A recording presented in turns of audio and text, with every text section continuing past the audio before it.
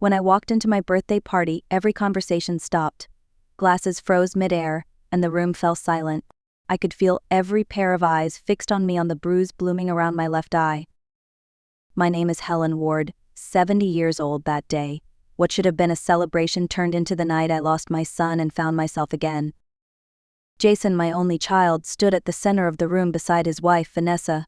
When someone gasped and asked what happened to me, Jason said, calm and proud, it was my wife who put her in her place, so she'd learn some respect. The silence that followed was unbearable. But before I tell you how I ended up humiliated in front of everyone I loved, you need to understand how it all began. It started 3 years earlier when my husband, Robert, passed away suddenly from a heart attack.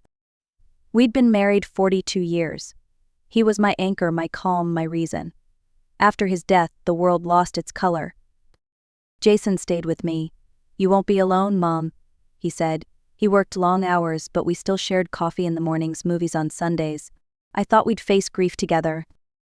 Then one day he brought home Vanessa, a woman with magazine beauty and an ice-cold smile hidden behind perfect manners. From the first moment, something about her felt off. Miss Ward, she said, hugging me. It's such a pleasure to meet the woman who raised such a wonderful man. Her words were sweet, but her eyes, calculating. Back then, I didn't know that hug was the first step in a quiet, devastating war for the home Robert had left me. At first, Vanessa seemed harmless, helpful even. She offered to refresh the house, saying it was too traditional.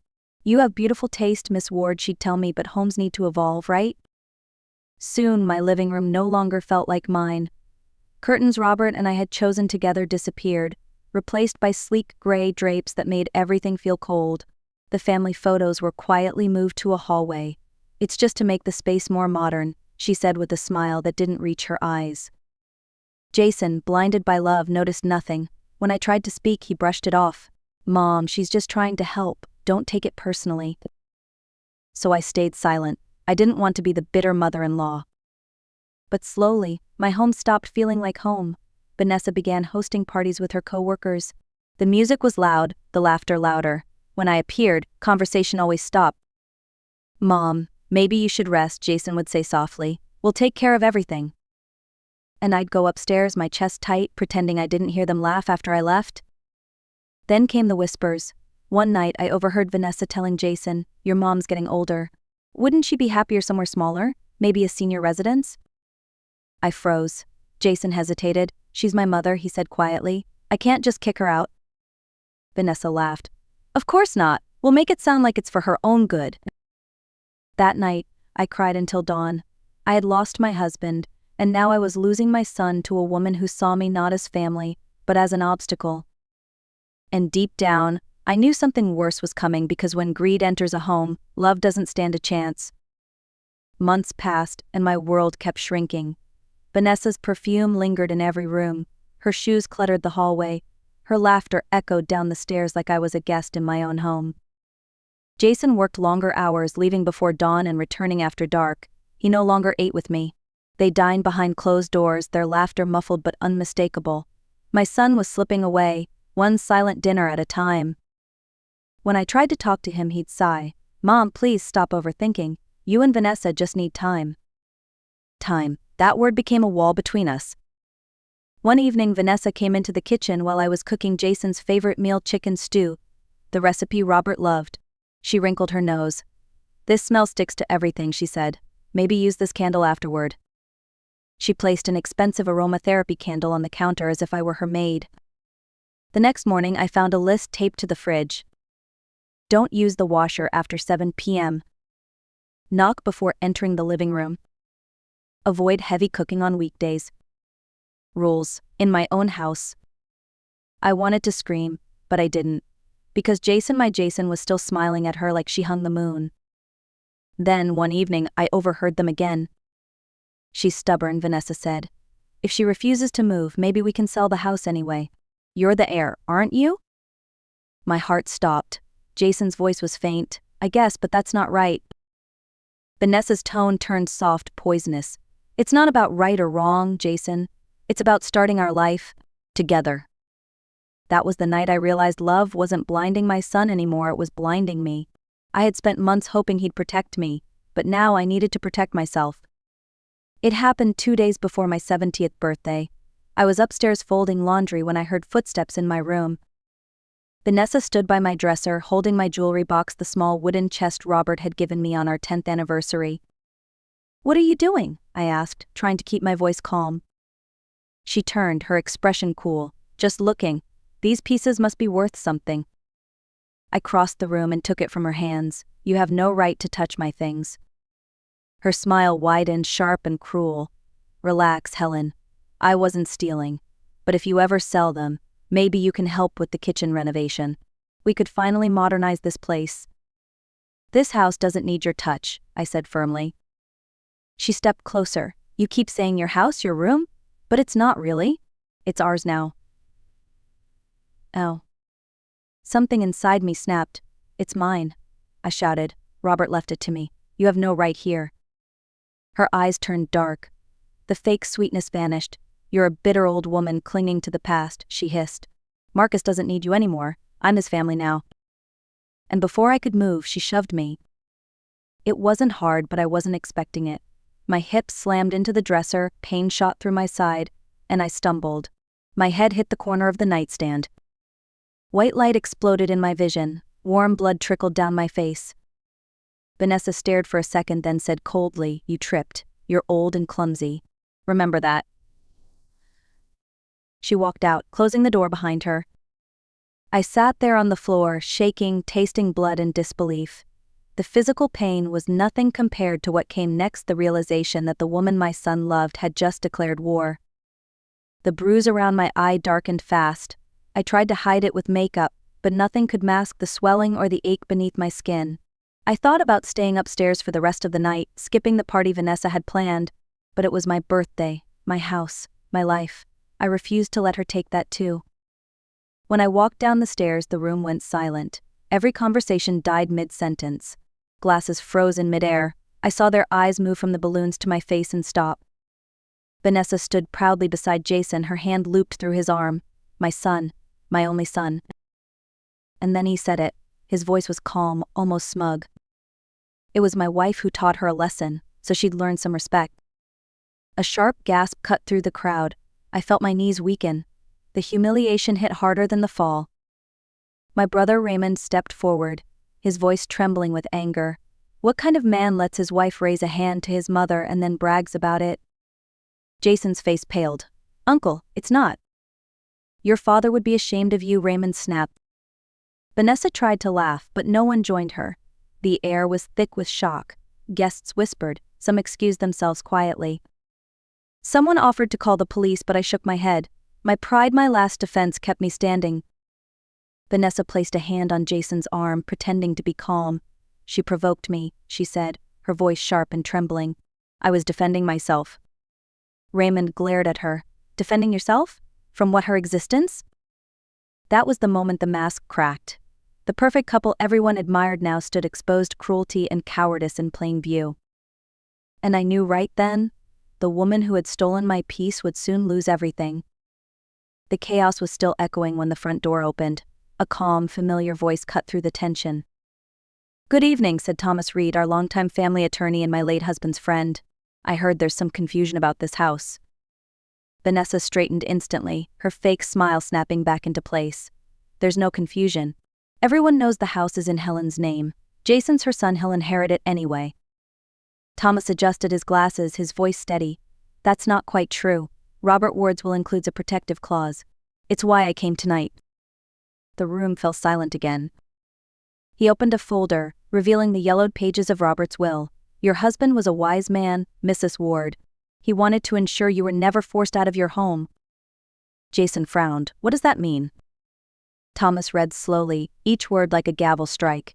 "If Helen Ward is ever pressured, coerced, or forced to leave this property by any member of her family, the estate will not transfer to the heir. It will instead be donated entirely to the St. Jude Senior Wellness Fund." Gasps filled the room. Vanessa turned pale. Thomas continued, 3 weeks ago, someone requested an appraisal of this property under a different name, Vanessa Cole. There was also an inquiry about declaring Helen Ward legally incompetent to manage her assets. Both came from the same number registered to Miss Cole." Vanessa's voice trembled. That's not true. Thomas met her gaze calmly. It's documented. Jason's voice cracked. You tried to declare my mother incompetent? Vanessa's mouth opened, but no words came out. The silence that followed was worse than any scream. That night, truth didn't just enter the room, it shattered every lie that had lived there. Vanessa's mask shattered completely. You're lying, she screamed, her voice cracking. This is all fake. Thomas stayed calm. Miss Cole, these are official documents. Your husband's late father wanted to protect his wife from exactly this kind of manipulation. Jason stared at her, pale and trembling. You tried to take my mother's house. You tried to make her look incompetent. Vanessa's voice turned desperate. I did it for us. You said this house should be ours, that your mom doesn't need all this space. Raymond stepped forward. So you decided to take it by force? By lies? She glared at him. You all act like she's some saint. She's just a lonely old woman afraid of being replaced. Replaced? Jason repeated quietly. His tone was flat, broken. You hit her. You humiliated her in front of everyone. You tried to destroy the only person who's ever truly loved me. Vanessa's tears came then, but they weren't remorse, they were rage. You're pathetic, she spat. Both of you deserve to rot in this miserable house.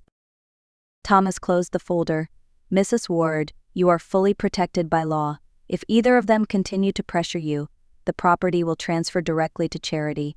Your husband made sure of that. Raymond crossed his arms. So if she keeps pushing, she loses everything. Jason turned to Vanessa, eyes hollow. Pack your things.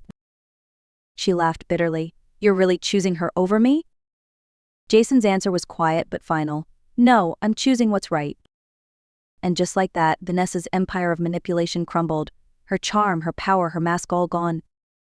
She left that night, slamming the door behind her, unaware that it was the last time she'd ever set foot in this house. When the door slammed shut behind her, the sound echoed through every room like thunder after a long storm. For the first time in months, the house was silent, no perfume, no laughter, no rules taped to the fridge. Just quiet. Jason stood in the middle of the living room, staring at the floor. He looked like a boy again, lost, ashamed, small. Mom, he whispered, I don't know how I let this happen. I thought I was protecting my marriage, but I was destroying you. I wanted to comfort him, but the hurt was too deep. You didn't just destroy me, Jason, I said softly. You destroyed what we had. Tears filled his eyes. You're right. I failed you. Raymond spoke from behind me, his voice steady. Helen needs peace now. Let her breathe. You should stay somewhere else for a while. Jason turned to me, pleading. Mom, please don't send me away. I can't lose you too. My chest ached, but I knew what I had to do. Jason, I love you, I said quietly. But I need space to heal. For now, you have to go. He nodded slowly, tears falling. I understand.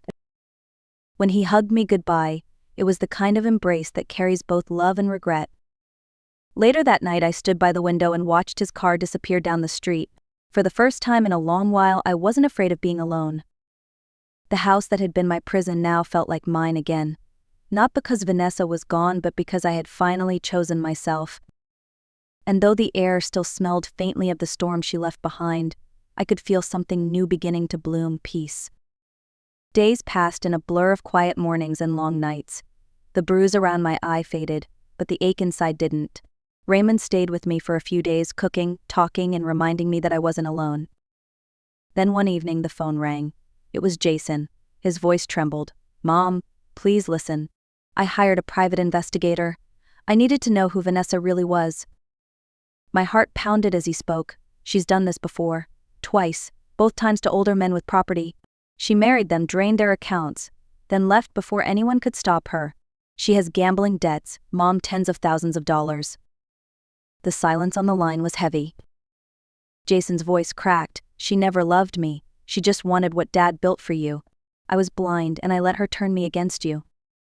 Tears filled my eyes, not just for the betrayal, but for my son's brokenness. Jason, I whispered, you can't undo the past, but you can choose what kind of man you'll be next. He came the next day, standing at my doorway like a boy asking forgiveness. He looked thinner, humbled. We sat in the garden Robert had planted, where the roses were just beginning to bloom again. I started therapy, he said quietly. The counselor says what Vanessa did was manipulation, gaslighting, but she couldn't have succeeded if I hadn't wanted to believe her. I nodded. That's how control works. It doesn't take your strength all at once. It takes it piece by piece until you forget who you are. Jason looked at me, tears brimming. Can you forgive me? I took his hand gently. Not today, but someday maybe. And for the first time since the chaos began, I believed both of us might heal. 2 years passed. The house that once echoed with tension was alive again. Light poured through the same windows Vanessa once called outdated, and laughter replaced the silence she left behind. Jason changed too. He rebuilt his life slowly: therapy, work, reflection. Each visit, he came a little stronger, a little more like the man I'd raised. One afternoon, he arrived with someone new: Claire, a gentle-eyed schoolteacher who smiled with genuine warmth. "Miss Ward," she said, shaking my hand, "Jason's told me so much about you. I hope you don't mind me being here." "I don't mind at all," I said, and I meant it. Over lunch, she asked about Robert's garden, about my roses, about life, not money, not property. For the first time in years, I felt safe sharing my table with someone new. Weeks later, Jason asked me to sit on the porch. "Mom," he said, "I asked Claire to marry me. But before we plan anything, she wants a prenup. She said she doesn't want a penny that isn't hers." Tears filled my eyes, not from sadness but relief. "You have my blessing," I told him. The wedding was small and beautiful, surrounded by people who had survived storms of their own. During his vows, Jason's voice trembled. "I've learned that love without respect isn't love, it's control. And family without honesty isn't family, it's a prison." That night, sitting alone on my porch under the stars, I whispered to the memory of Robert, "You were right. You built this house to protect us, and it did." Because sometimes strength isn't in fighting, it's in standing firm, quietly, until truth does the talking for you. And peace. Peace is the most beautiful revenge there is.